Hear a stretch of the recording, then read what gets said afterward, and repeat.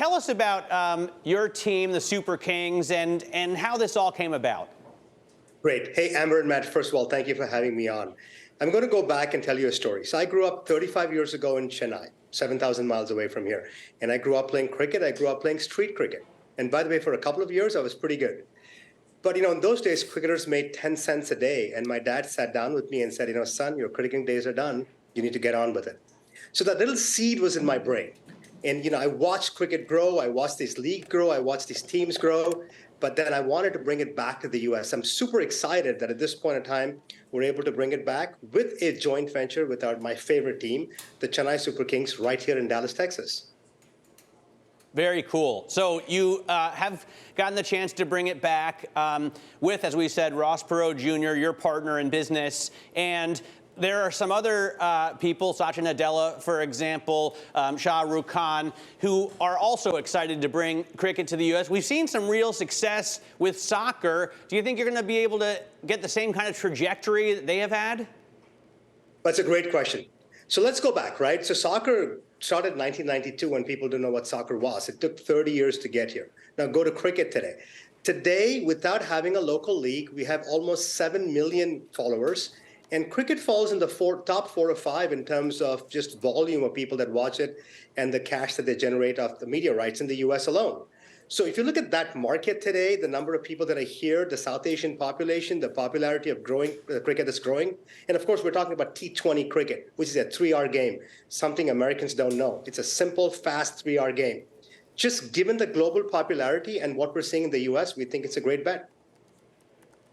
Anurag, in Canada, we have a whole channel dedicated to broadcasting NHL games in Punjabi, and it is a huge success because there is a huge Indian population in Canada. Is what you're trying to do in the U.S. kind of a play on immigration and selling a product to people who are interested in it because they're from another place, or is it trying to get, Americans who are second, third generation interested in a sport they may have never heard of?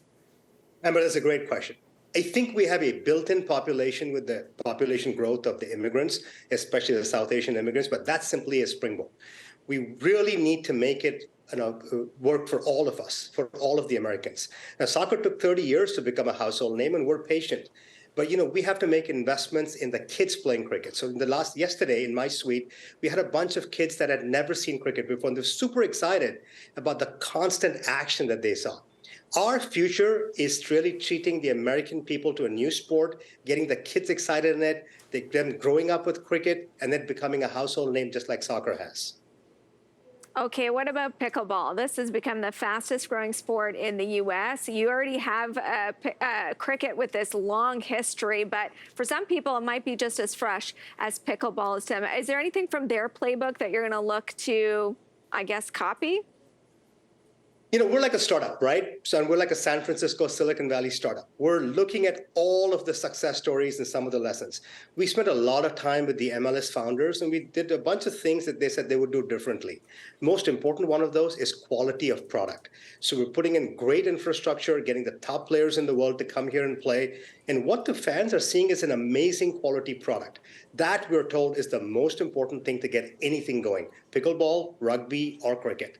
So all of that is working, and we're looking at all of the leagues around the world, successes and failures, and hopefully, we'll make our own mistakes, but hopefully we'll learn from their successes and replicate some of them. It's Bloomberg, so I got to ask the money question, Anurag. You announced a $120 million raise a few months ago. Are you already in the process of raising more money for an expansion? Look, there's a lot of infrastructure required, and we're bringing the top players in the world over here. We've put a lot of money into the league, and for some period of time, we'll need to put more money because this is the highest quality product, and the fans will catch up over a period of time, and we'll need to invest more money.